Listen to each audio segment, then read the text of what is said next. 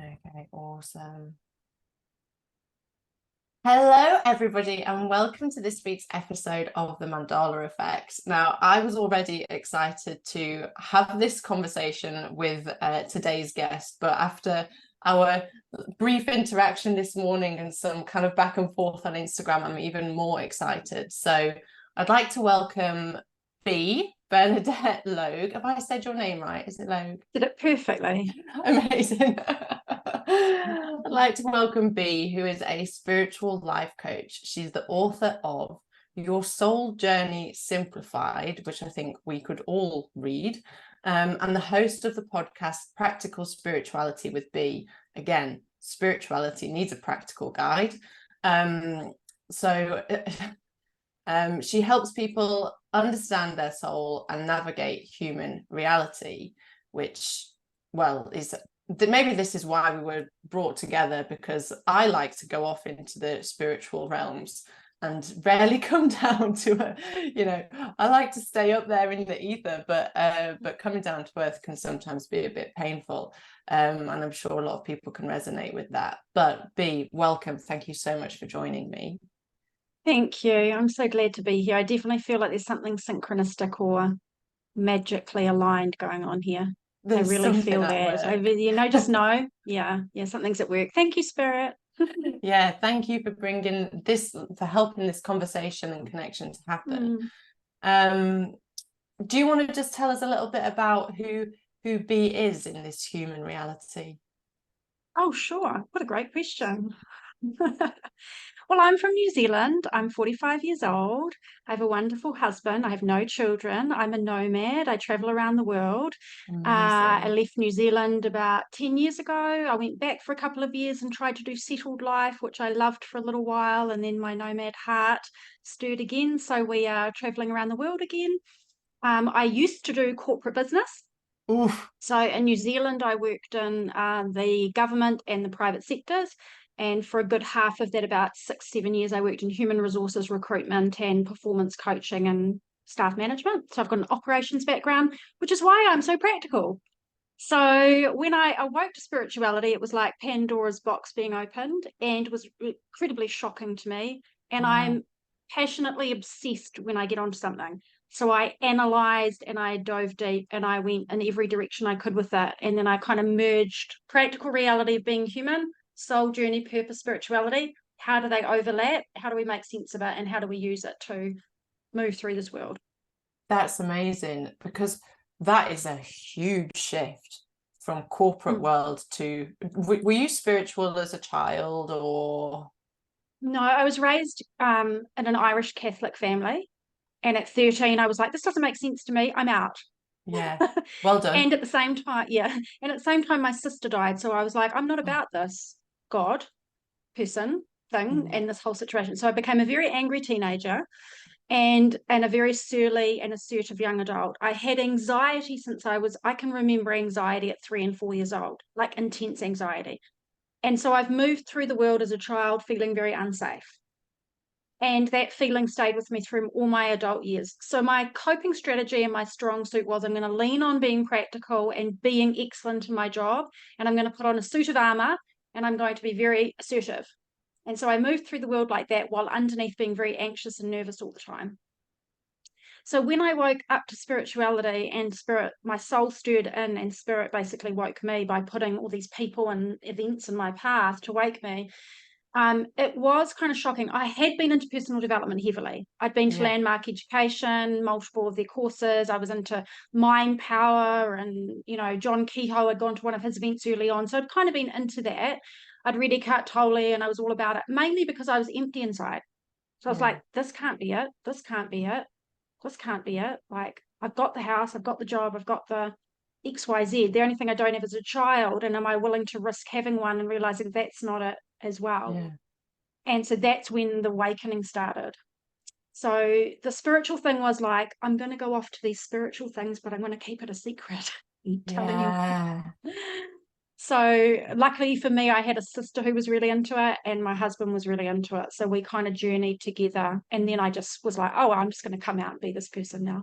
So I just kind of like announced to the world, I'm leaving my career, I'm selling my house and everything I own, and I'm going to go into the world and I'm going to just explore Wow. life, spirituality, myself. And that's kind of how it all started.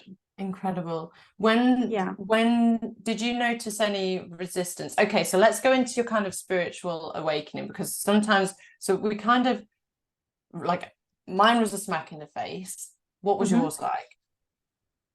Mine was the slow burn of, I think I might be depressed. How can I be depressed? I've got everything that I could want, and everyone thinks I'm really confident and amazing.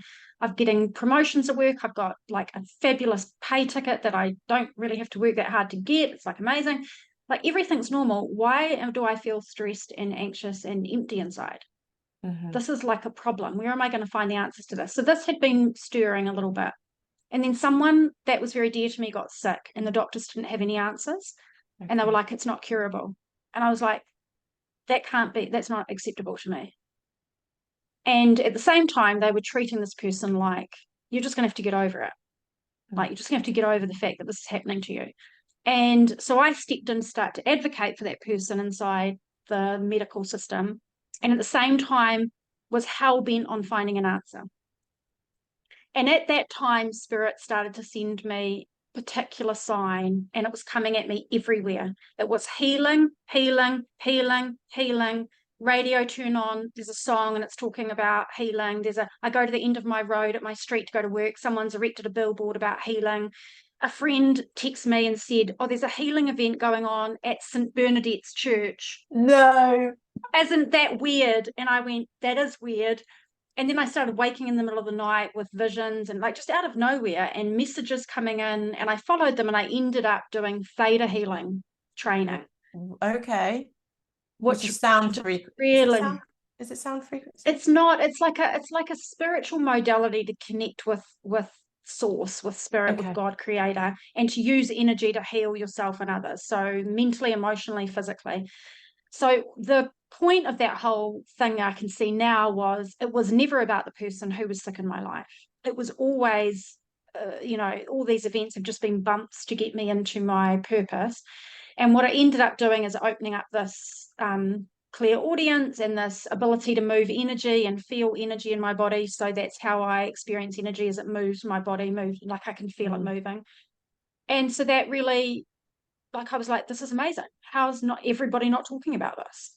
So Yeah. I quit my job eventually and started at that time an energy healing life coaching business. I don't do the energy work now for a particular reason, but that kind of opened up this whole journey, which has now become 12 years of doing this for work. Amazing. Amazing. So Yeah.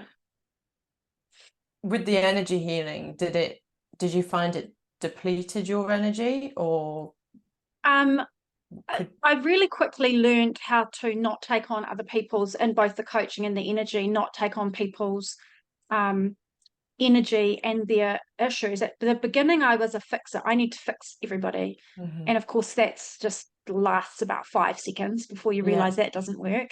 And so now I don't have that at all. And moving energy, it can be a little tiring when it's physically intense, because for me, I can feel like if I was doing energy work, I can feel it move out of the person's body, because it moves out of me, like it pulls up and it pushes down. And but it's not so much that as the reason I actually stopped doing the energy work was this. People started coming to me and say, can you just fix it for me? And I was like, oh, this is the trap. People are just going around paying money to everybody to get them to fix them, and they're missing the point. And so I was like, as much as I could do this, I can't do this. This is not, like, there are people that need to do that, and that's not me. I'm not down in the trenches doing that. That's not me.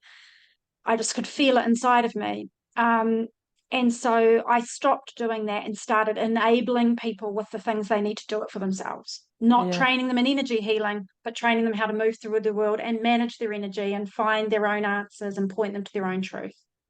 Which is so important, because this is Mm. sort of actually, and we know that this conversation is happening for a reason, because I'm seeing this in part of my own practice at the moment, that, and this is where I have been previously, is I've done the personal development, the the Tony Robbins seminars, the lots of Joe Dispenza, Rewire Your Mind, to try and fix the thing. Like, I want to fix this problem in my life. I want to help you fix your problem. I want to help you fix your problem. I've had clients come to me who think that just by paying me, their problem will be fixed. But actually, no, this is a life journey, and we need to learn how to navigate it. And there are always going to be challenges. And that's one of the biggest things I see for people is, for me personally, when I was going through this awakening process, or still am, it is hard for the human, for the ego, to understand that there will always be challenges. Yeah. So, like, show me one person that doesn't have to. Don't tell me Buddha. No, Buddha sat and starved under a tree for a long time. And don't tell me Jesus didn't have problems. Seriously, rebel of his time, didn't go so well, right? Like, don't tell me the monks don't have problems. No, challenges are part of life, whether it's you stub your toe, you've got something on your skin you need to deal with, somebody's in your life is not treating you well, work's going, whatever. But it's the scale of challenges. And the thing with challenges is that they are sacred and to be revered on your life journey for what they do for you. You ask anybody who, I can think right now, I've got someone who has gone through a cancer journey, and what they said was how it changed their life, and how that, like, they're just like literally glowing now on this amazing, like they're doing what they love. They were not happy before. There was so many things going on, and it's just like, it's amazing when you look back. Like, I look at my own challenges and think, if I hadn't faced that and I hadn't been pushed, like diamonds are made under pressure, I haven't been pushed to that, my ego and mind would just be like, oh no thanks, I'll just stay in the comfort zone. And so, while life's always going to have challenges and we can't get away from that, not all challenges are there because they're there for you. Sometimes we all have the same challenge because it's happening in the world. Sometimes they're just blips and stuff you have to deal with in life, but a lot of the time they can be really powerful vehicles that our soul is like calling in, which is kind of difficult for people to stomach sometimes. Especially when, well, for me, I had a fixed idea of, I'm going to be a successful woman, businesswoman, jewelry designer. That was my fixed idea. That was where I was going, and I was going to use personal development and meditation to help me get there, and and kind of connect with my higher self to help me get there. And then I was given a smack in the face and have to understand that actually, no, you're gonna grow. You can't use, it's not do a meditation and manifest the thing.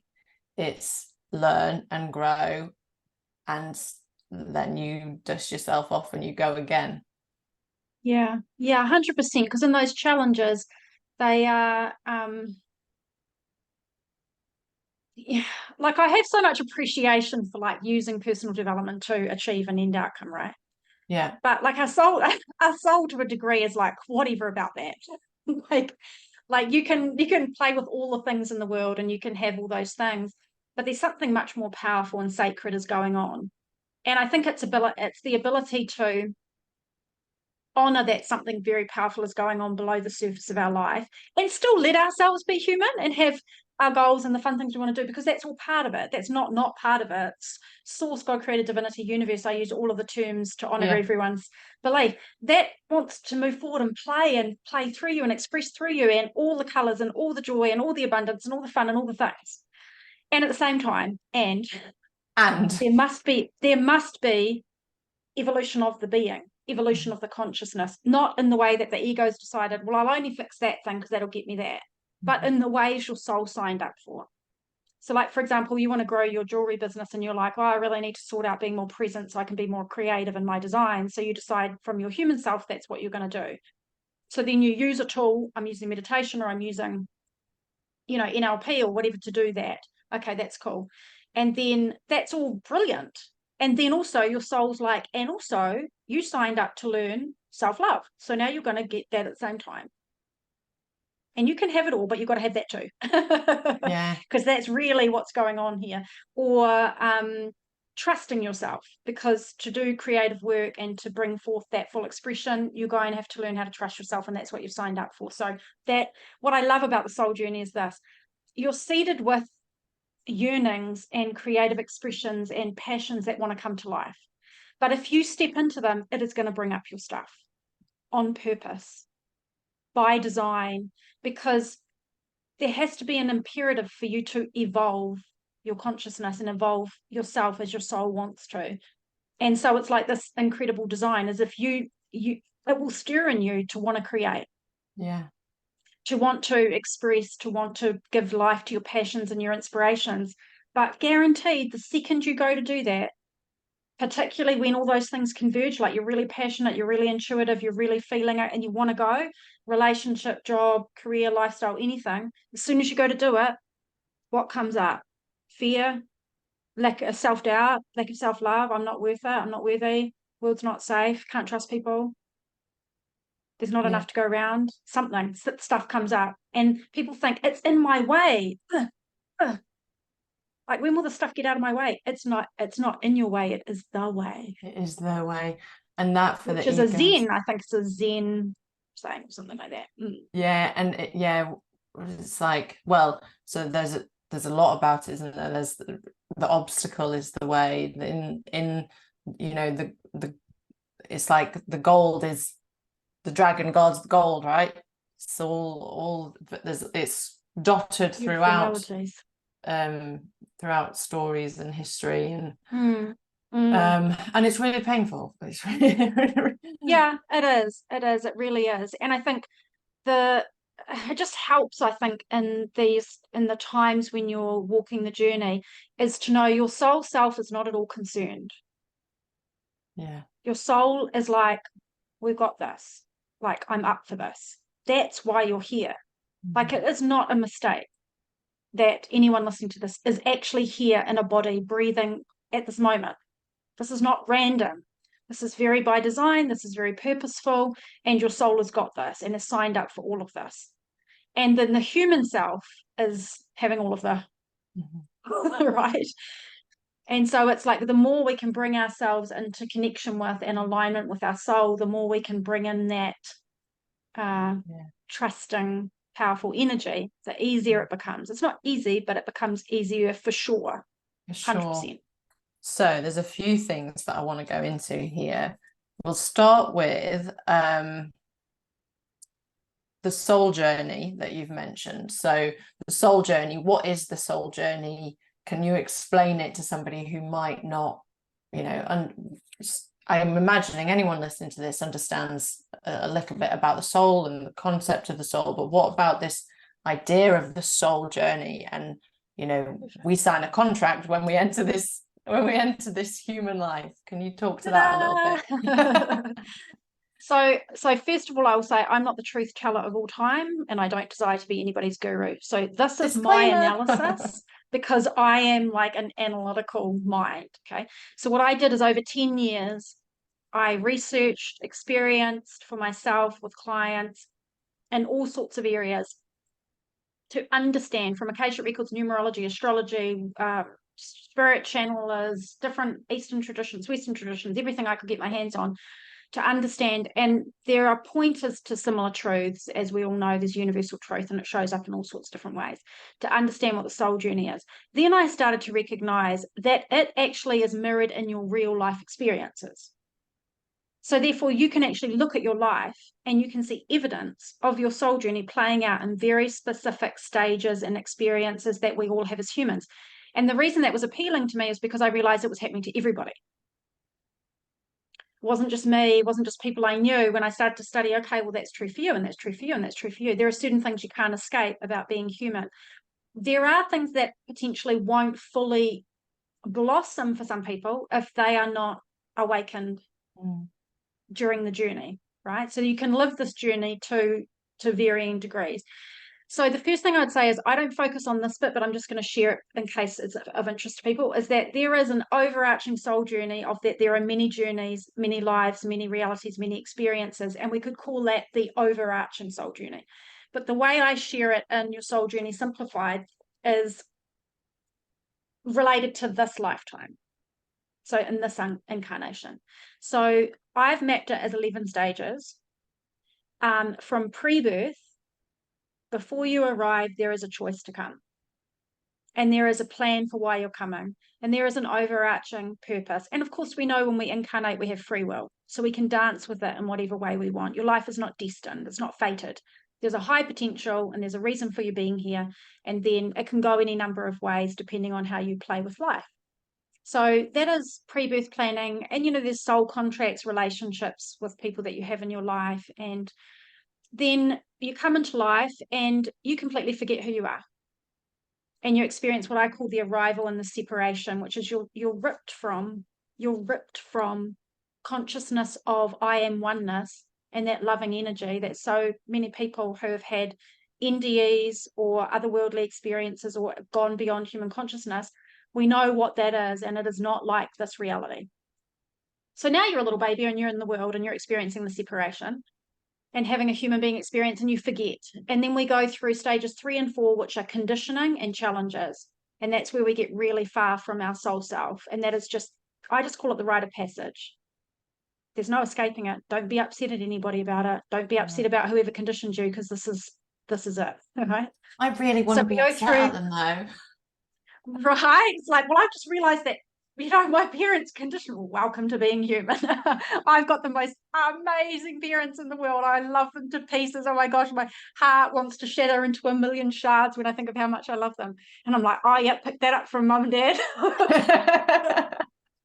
So you get conditioning, and that formulates your paradigm of who you think you are and who other people are, and what life is, and all of your beliefs and all of your fears and all of your expectations. And now you're walking around in life looking through a pair of glasses that say XYZ about life, totally different to everybody else's, because it's based on your unique conditioning. Then we have challenges, and challenges are a whole part of our journey. And notice this is not linear from A to Z, because this is all happening. And this beautiful thing is there is no time and there is no space. We think there's time and we think there's space. Okay, good. So then we have challenges. They provoke and prompt our evolution. I'm going to gloss over that. Chapter 5, we stir. Stage 5, we stir inside. Our soul starts to awaken. And people think there's one awakening. I had my spiritual awakening 20 years ago. It's sorry, really loud laugh, because you and I talked about this before. I was like, I had my Roses and Glory awakening in 2010. And then I had Dark Night of the Soul in 2013. I was thinking, oh, thank God that's done. Nope. Last year I had a very deep Dark Night of the Soul and a huge rebirthing. And it was like getting pushed through the eye of the needle. It was the most painful experience of my life. And I've lost a lot of people in my life and gone through some, not difficulties like other people, but some painful experiences. OMG, that was painful. Yeah. So what is happening is we have life stirring us to wake up, like wake up, this job is not working for you. Wake up, this situation, relationship is not working for you. Wake up and take responsibility. Wake up to your value and worth, all these kinds of things. But then we have spiritual awakening, like I'm going to show you a different level of reality now. Buckle in. Yeah. And you're getting all these different types of awakenings, and they're happening throughout your life. And then after that, we have stage 6, I call rebirth and reconnection. Very beautiful, very healing, very just like glorious feelings of reconnection, and the sense of really coming into to a greater alignment with your soul. Then stage 7, creating and conscious living. We're like manifesting and making things happen and loving the ride. Stage 8 is contribution, living purposefully, fully in our purpose. Stage 9 is transcendence, above and beyond the ego and the drama of the world. How do we live in a more transcendent state? Well, I just skipped to that bit. Yeah, can we skip? Right. And then we try to run away and live in the countryside away from all the people so we can have peace, and we realize that doesn't work. Yeah. And then stage 10 is death, transition. because it's part of the soul journey, right? Yeah. We go home to spirit side. And then the last stage is an invitation, the ever-present invitation of our soul, whether we're here or anywhere else, to constantly be answering the yes to the I am soul, I am powerful, I am all of creation embodied in this one being, I am one with you, I am one with life. And if we can continuously invite that in and respond to that invitation, we come into this dance of life. It's not always easy, but it is challenging and magical at the same time. Yes. So those are the 11 stages of the soul journey as I talk about it in my book and in my program. Yeah, which is I love how you've laid it out. But it really is, it's almost like a map, isn't it, to kind of understand where you have You want to been. see the map? I'm so obsessed with it. Like my whole soul odyssey program, like I it's the love only that thing I do. name. I like, it's the only thing I do now. This is a little bit of an ugly version of it because it's in black and white, but it's an actual map. Yeah, amazing, because So it traces the actual journey and like the spiraling journey into yourself through all those stages, and then taking those back out into the world to live as you're your soul. You arrive, you fall asleep, you become the small self, you come home to the soul self, and you do it while you're still here.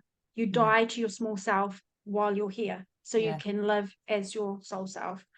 So it's like, I'm obsessed with it. It's a map, it's a framework, so that you can it appeals to the analytical mind to help you wrap your head around what is otherwise a very ethereal conversation. Ethereal, and well, for a lot of people in the corporate world, or like I'm a Pisces, so I've always been kind of away with the fairies, but I've actually rejected a lot of it, and thought that I had to be this kind of I have to be this, every minute of my day is structured and it has to be like this and da, da, da. But I think that having the map outlining that it's not linear, and that you're going to have multiple awakenings, you're going to have multiple challenges to go through, and you can't escape it. No, it will always find you. I have retreated to the country and my problems have followed me. Yeah, it happened. We've literally bought a property in the countryside to try to get like into nature and away from everything for 2 years. And it's wherever you go, there you are. Yeah, exactly. Right. There you are. And that is, so then, would you say that, what is the point of the soul journey? What is the point? Is there an end goal? That's an end goal. So I'll start with my soul odyssey take on this. And then I'll talk about life force energy and what I see life force wants. So from a soul perspective, there are 4 things that happen in everybody's lives. You can't escape them. So I'm like, well, that seems pretty purposeful then. That pattern can't be by mistake. And it shows up in numerology, it shows up in astrology, it shows up in the Akashic records, it shows up in like I've had I don't know if you know Brent Bruning, he does master hand analysis. He did my hand analysis. Shows up in your hand analysis, not like tarot, more deep than that. Sorry, not like palm readings, more deep than that. Shows up everywhere. And those 4 things are your soul plan, elements of your soul plan. Learning, can't escape it. Healing, can't escape it. Growth, can't escape it. Happens whether you're spiritual or not. Happens if you're an atheist. Happens no matter what your religion. Happens if you're asleep and you don't even realize who you are. And the last one is contribution. And the being here is a contribution. Being here and being loving and being kind and being on point is a contribution. But then you can take it next level in a big way by going, oh, I'm really going to get in my contribution. Yeah. And that's where you see people, they have then designed their life around this. So those 4 things are always happening, but you can uniquely identify your learning, healing, and growth and your contribution because it shows up like footprints in your life. Yeah. So that's where we can go deeper and actually, you can actually discover that. Like your soul is talking to you, life is talking to you, your challenges are literally trying to point you to the areas that you're here to expand in. And so there's that. So that is all purposeful. And what does that all generate? It generates evolution. So the universe is evolutionary, and we are creatures of creation, like the birds, like Mother Nature. So we are an evolving, interacting part of consciousness. And one thing I'm really clear on from some spiritual healing quests is that life force energy just wants to move forward, and it wants to experience itself, as us, through us. So when I meet you, I know you are me and I am you. Right. And this idea of, people have this idea of we're all one, like we're all, in this together. Yeah. We are each other. Yeah. Yeah. And we are playing in this dimension for this ever expanding return to love and creative evolutionary process. And I've still got questions when I get on the other side. I'll be like, oh my gosh, everybody in spirit sit down, because I've got like a long list of questions. But the funny thing is, you probably won't have those questions on the other side, because because I'll be like, oh, I actually know all of right? this stuff. Yeah. And it's interesting because even when you have the sense of knowing, like when you're in with spirit and you're really getting downloads, or this really just the sensory experience beyond your mind of what the truth of reality is as soon as you come out of that, your mind still goes, well, how does that apply to this and that? And How can that right, help me which is get this where, thing? yeah. Or how do I this whole thing of, yeah, I know that. Like, I remember being in this healing quest and being like, yeah, okay, but I get that, but how do I? And they were like, you're not listening. Yeah. And they're like, how many times do I have to tell you? I'm like, but they're like, no, because people say be present and stop striving. And you're like, but how will I get anything done? And they're like, oh my God, you're missing the point. I know. You're missing the point. When you're present and not striving, you will organically and naturally create from the deepest, most beautiful part of you. Yeah. And you will magnetically align and attract what you need. You're not doing nothing. You're in alignment, allowing. But I think that our industry has a lot to answer for. The self-help, personal growth. I'm just going to say, I have a bit of a love-hate relationship with it. Like, I'm on social media as little as possible, to be honest. I'm on it for work, and that's pretty much it. And I try to follow as little as possible, because I don't want my mind filled with, something from spirit, not from what's in the world, as much as possible. And also, I think it gets people in a loop of, but I read this in Zen, and then I heard this in something, and I don't understand how to put them together. And it's like, it's like you're looking for the truth outside of yourself instead of listening for the truth inside of yourself, when you are tapped into everything. So why are we not listening to that and trusting that? And from coaching for over a decade, by and large, like I will take on anybody, because I'm like, I don't need to have the answers, because I know they have the answer. Yeah. I just have to get them to their answer. Yeah. Which can be challenging when we are so conditioned as humans to not listen to ourselves, to not trust ourselves, to not sit with ourselves. And the mind, especially I kind of look at kids these days, and even myself, like from the age of 13, 14, I always had a mobile phone. So I always had connection with people, texting, and then it was like Messenger, and then and you used to browse internet forums, but now it's just social media, and it's there all the time. So more and more, with the society is being encouraged to not connect to yourself. Yeah.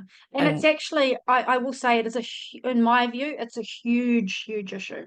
Like, we all know it is, but it really is, if you want alignment with your deeper self and higher reality. And the beauty, there's so much magic and beauty and peace and relief and being connected to that dimension of reality. And it just can't find its way in. Like, it's just there. It's right there all the time. It's when you're sleeping, it's trying to get through to you. It's when you're waking, it's trying to get through to you. It's always there. There's never not magic, and there's never not guidance, and there's never not knowingness and intuition, and there's never not relief. But it's this constant, like, and it's not just all of that. It's like the stimulation of caffeine and sugar and diet and all these things is just like, it's no wonder people are like, why won't my children settle down? It's like, there's so much, we're little beings, and we're trying to process so much stimulation. And I think you pointed out something really interesting, which is that we don't sit with ourselves because people don't want to feel what's there when they sit with themselves, right? No. It's uncomfortable. Which is uncomfortable. And, I wanted to help myself with anxiety and depression. So I guess this was probably the beginning. And I took myself to a silent meditation retreat. But I didn't realize what I was letting myself in for at the time. I couldn't stand yoga. I hated yoga. I was training for marathons, so I could not stand yoga. And the fact that somebody had to take my phone away from me for 7 days when I arrived, I didn't know, and I was like, what have I done? I thought I made this act, but there was this accident that I'd kind of signed up for this thing. But then I fell in love with meditation, and actually that being able to, not understanding, because I've since done a lot of training and used like meditation to connect to my self source and a level of healing. But I fell in love with it because it was the time when you can actually feel the most at home. I really hear you. And how Isn't do it we, beautiful? and when do we, especially you're living a nomadic life. So how do you feel at home when you have no home? That is my home. Yeah. That is my home. And that's really what this nomadic journey, in a way, has taught me. I'm very close to my family. It was Yeah. really hard for me. Like I was like holding on to the walls of my house crying when I left my first home to try to move just across the country, let Yeah. alone this journey of like not having lived permanently anywhere for 13 years. But now my home is very much spirit, is very much inside of me. And like it makes me want to cry because you just feel so, it's just the pure truth. Yeah. And Wow. you just know it. You just know it's the pure truth. You don't Yeah. have to touch it once to know. And I love, like, I will often be woken at around 3 to 3:45 in the morning, and I get enough sleep, so it's fine. I'm not upset Yeah. about it.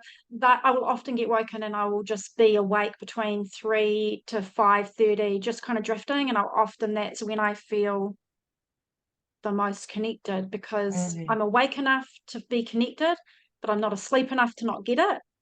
Yeah. So it's like that beautiful time. I don't know. It's a beautiful time of the day, when there's not a lot of stimulation, and you're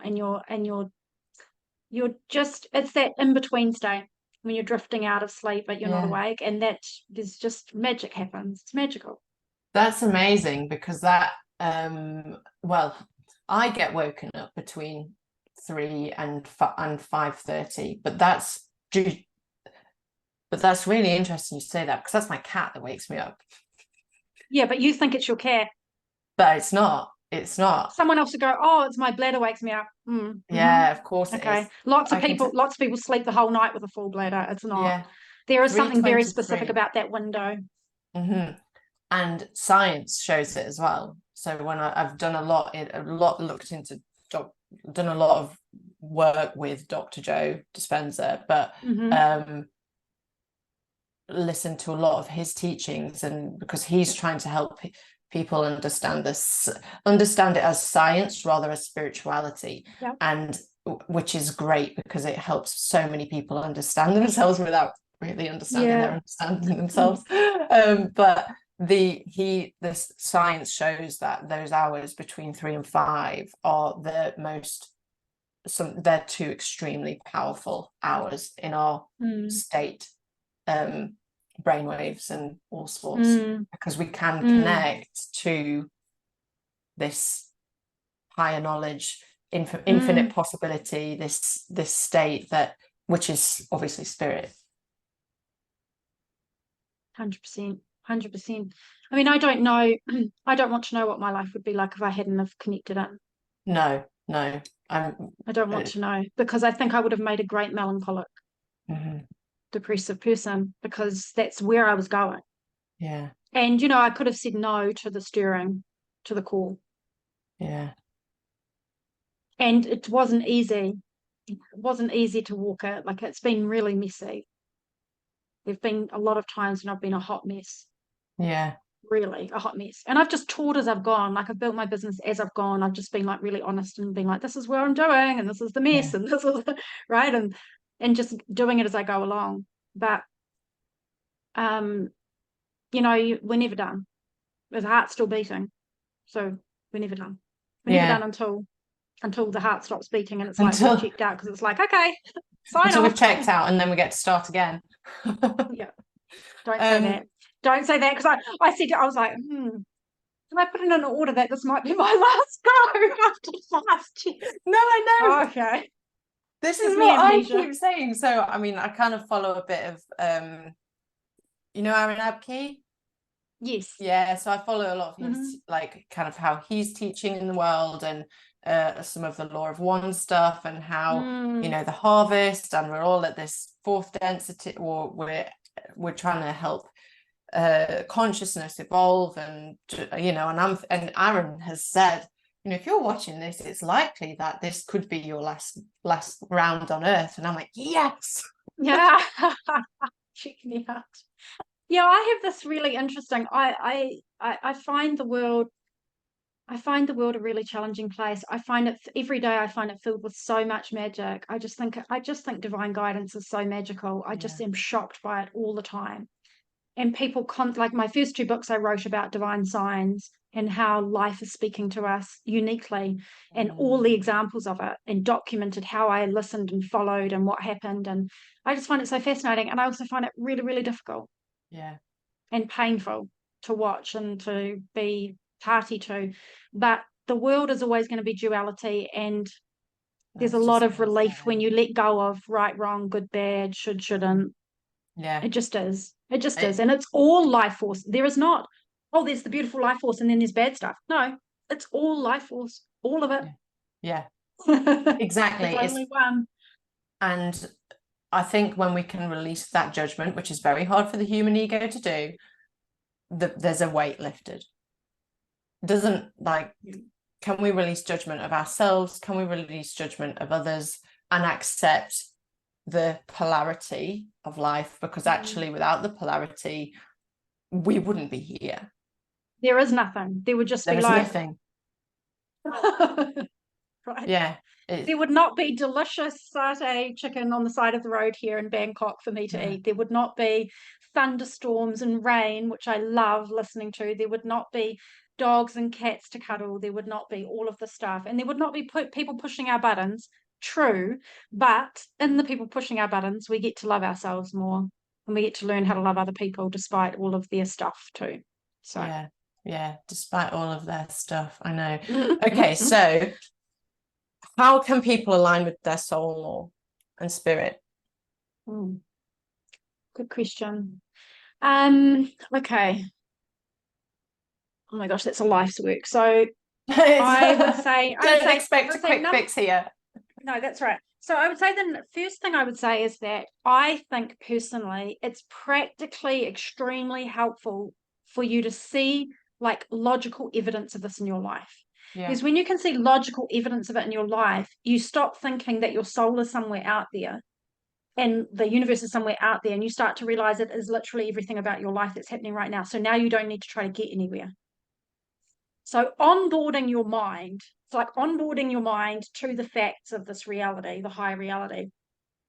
And that's why I like this really practical model of you can see your soul lessons playing out in your life. Look at the challenges that keep repeating like a boomerang and have been your whole life. Look at them, they'll be right there. That's your soul lessons playing out for you. That's your job. It's part of your job right there. And then another way that you can really tune into your soul is to recognize that, first of all, you are your soul. We only talk about it as being something different so you can wrap your logical mind around it. I like to say there's your soul self and your small self. So your soul self is like this magnificent beingness that's breathing through you, and your soul self, your small self, I often refer to it as the baby in the front pack. It's sitting in the little thing in the front of you, and it's like looking around, and it wants what it wants, and it's crying about stuff, and it's waving its arms. And the soul self needs to love, nurture, and lead this little small self, right? But your soul self is always talking to you in three particular ways that you can understand with your mind right now. your passions, your inspirations, and your intuition. Mm-hmm. So if you're like, I don't know what my soul wants, listen to your passions, inspirations, and to your intuition. If you're like, I don't have a connection with my soul, you do. It is you, it's in you, and it's speaking to you in those three ways. So you have your mind noise, your beliefs, your thoughts, your human feelings, your fears, and then you have these three otherworldly things always happening underneath. But the small self is constantly going, that's not important. That's not important.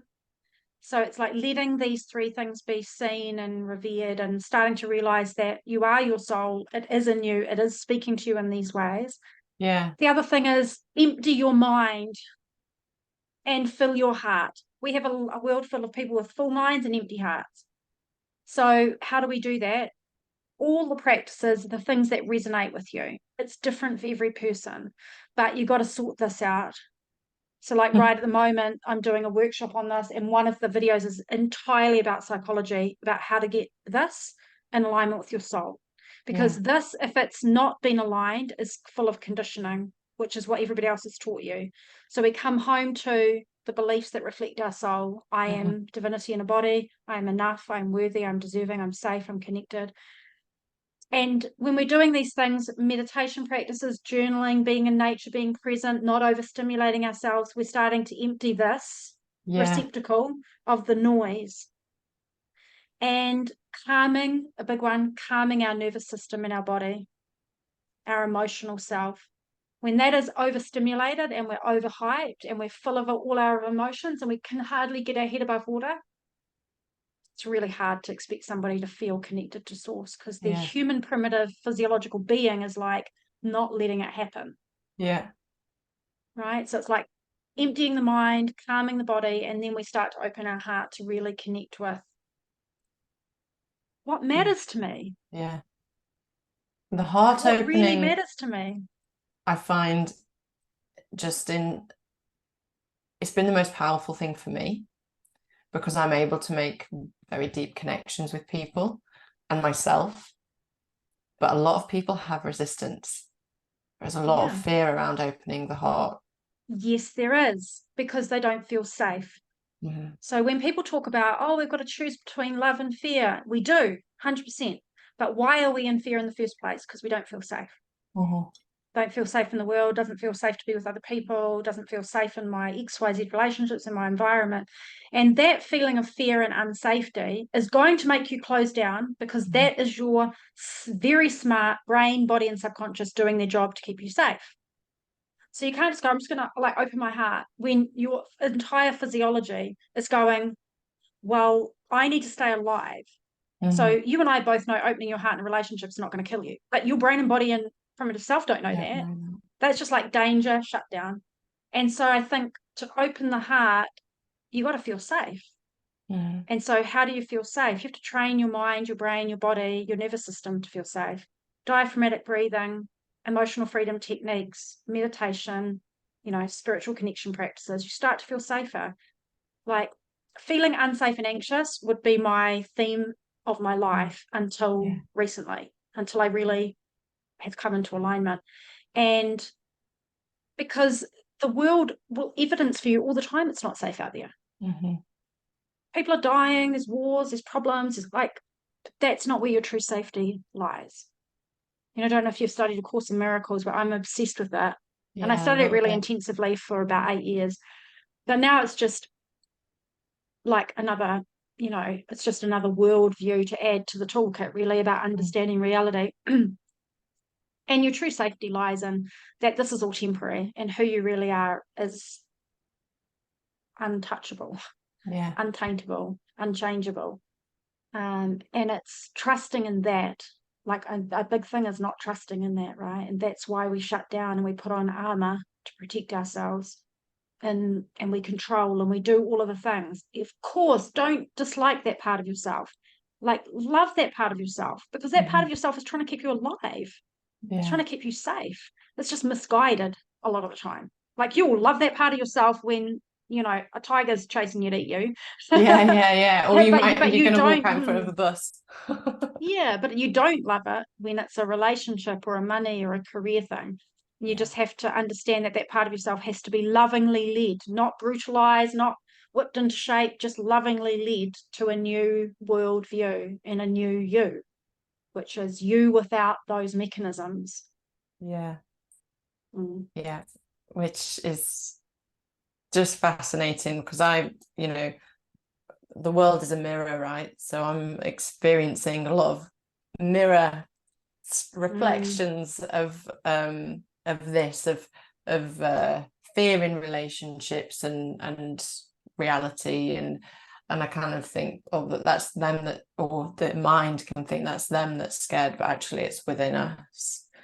And so it's feeling a lack of safety in the world has been a huge thing throughout my own life. But as I can say and vouch, as I'm sure you can to anybody who's listening, the more that you can align more with love and help your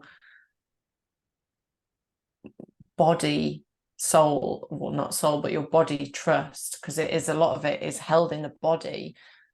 Breath work has been humongous for me in helping. I do it every morning and every evening just to help me stay sane and release a lot of it, and movement, dancing, screaming, shaking, just to help my body feel safe. And then you can talk to the mind a little bit more and then open the heart. But you have to, the only way you can really show your body that it's safe is by doing it, and keep doing it bit by bit by bit. And it feels terrifying in the moment. And I did it a little bit yesterday, and I could feel my childhood pattern go, oh no, Rosanna, you have to close off again. It's like, no, let's just see, just one step at a time. Yeah, gentle. That's the way. Gentle, loving leadership to bring yourself like little bit by little bit and realize you're still standing. And still standing. That's it. Amazing. Yeah. Well, B, okay, so I could carry on this conversation all day, and I can't tell you, my heart at the moment feels very open. My crown, there's a lot. I feel very overwhelmed with energy at the moment. Oh, beautiful. It's so nice talking to you. I know we're on a podcast, aren't we? Where it's being recorded for everybody else. It just feels like a really nice conversation to have had this afternoon. I really appreciate it. No, this has been wonderful. Thank you. I have one last question for you, and that is, if you could leave, out of all of the work that you've done, you can leave one message with humanity, and the rest of your work is going to be wiped. This is what would it be? One message and the rest I of have your had work. this question. I have had this question on a couple of different podcasts, and I think I've given slightly different iterations of it each time. But I would just say this to anybody who's listening, and this is like just forgetting about my work and what my work would be. That you're here to remember who you really are. And I know who you really are, and I will remember it for you when you cannot remember for yourself. It's far beyond this body, this mind. Like, it's so divine. It would so blow your mind. And don't forget that when you incarnated, you literally got coded with what you need to do this. So whether it's like you want to make more money, you're coded with what you need to do that. Whether it's you want to heal your body, you're coded to do that. Whether you want to feel safe, you're coded to do that. You want to feel loved, you're coded to do that. Like, you have everything you need. There's nothing out there that you need to go seeking for and searching and worry that you're not going to find it. And I think sometimes we just need somebody to like reassure us that that's true, because I think we know, but we want somebody to just be like, is that right? And that's why you're such an inspiration, because you're showing the world, you're leading the way with how you live your life, with what you teach, with the work that you present to the world, and just your being. You are leading the way in trust and love, and I think that's extremely inspirational. So thank you. I promise I'll always do it in a graceful way. Sometimes it's a hot mess, but that's we're polarity. to the path. That's the polarity. Hot mess and grace. Keeping it real. It's keeping it real. Oh, Bea, thank you so much. Now, for anybody interested in learning more about Bea's work, all the links will be in the description to this. Please go follow her on Instagram, check out her workshops on her website. All the links will be below, and go and you can hear Bee's teachings on a podcast and YouTube. So thank you so much for being here, and I hope that we connect further in the future. Thank you. Yeah, I'm sure we will. Thank you to everyone that's here listening. It's been an absolute pleasure. Amazing. Thank you so much. That was